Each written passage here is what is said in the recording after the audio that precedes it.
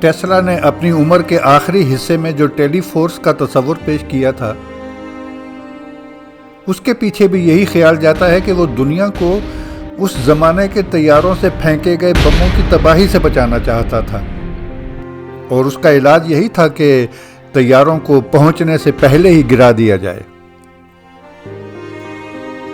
برطانیہ کو اس نے اس سلسلے میں اپنی خدمات پیش کی تھیں اور منصوبے کی تکمیل کے لیے 30 ملین کی لاگت بتائی تھی، لیکن یہ بات چیت اس مرحلے پر آ کر رک گئی جب اس نے $2 ملین ایڈوانس کا مطالبہ کر دیا۔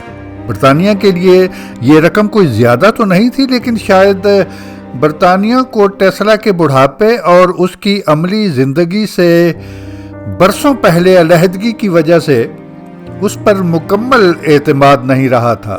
برطانیہ نے اس کے بعد اپنے طور پر کچھ عرصہ اس طرح کے پروجیکٹ پر کام بھی کیا،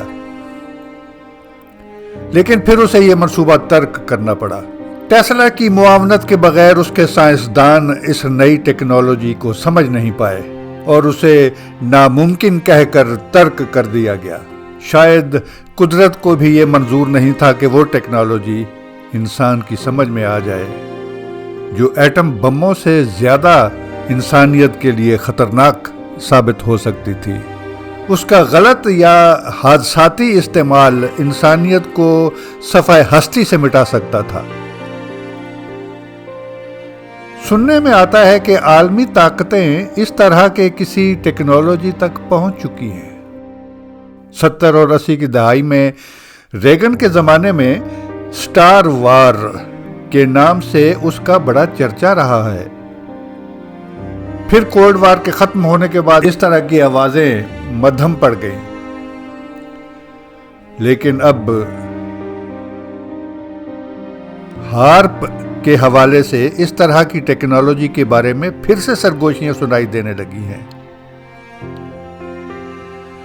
جو دنیا کی نظروں سے بہت دور الاسکا جیسے ٹھنڈے جہنم میں دفاعی اداروں اور چوٹی کے سائنسدانوں کے زیر انتظام ڈیولپ کی جا رہی ہے یا شاید ہو بھی چکی ہیں۔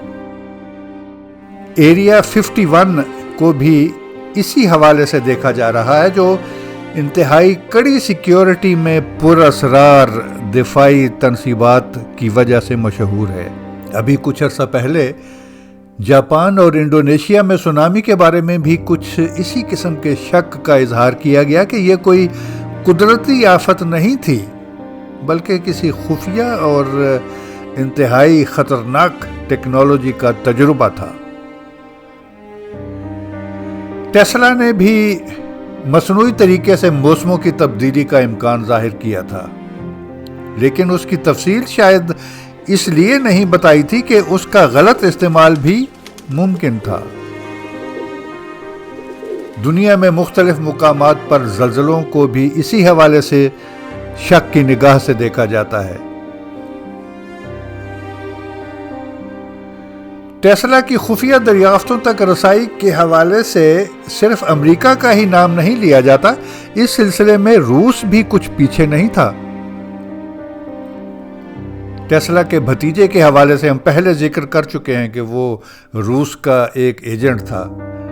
ٹیسلا کے وارث کی حیثیت سے وہ اس کے ترکے میں چھوڑی ہوئی ایک ایک چیز اور ایک ایک کاغذ کے پرزے کا حقدار تھا، جنہیں وہ سربیا میں ٹیسلا کے نام سے بنائے جانے والے میوزیم کے نام پر لے گیا تھا۔ یہ الگ بات ہے کہ اس سے پہلے امریکی خفیہ ادارے اس کے ہوٹل کے کمرے میں موجود ایک ایک چیز کی مائکرو فلم بنا کر اسے عام لوگوں کی پہنچ سے بہت دور رکھنے میں کامیاب ہو چکے تھے۔ ٹیسلا کے بھتیجے کو ٹیسلا کی ایک خاص ڈائری کافی کوشش کے باوجود نہیں مل سکی تھی۔ یہ بھی یاد رکھنے کی بات ہے کہ 21ویں صدی میں mobile, wireless internet, satellite T V channel اور ریموٹ کنٹرول وغیرہ کا ٹیسلا کے ابتدائی تجربات سے گہرا تعلق ہے۔ جو وہ پانی میں کشتی کنٹرول کرنے اور خلائی مخلوق کے سگنل وصول کرنے کے سلسلے میں 100 سال پہلے کر چکا تھا۔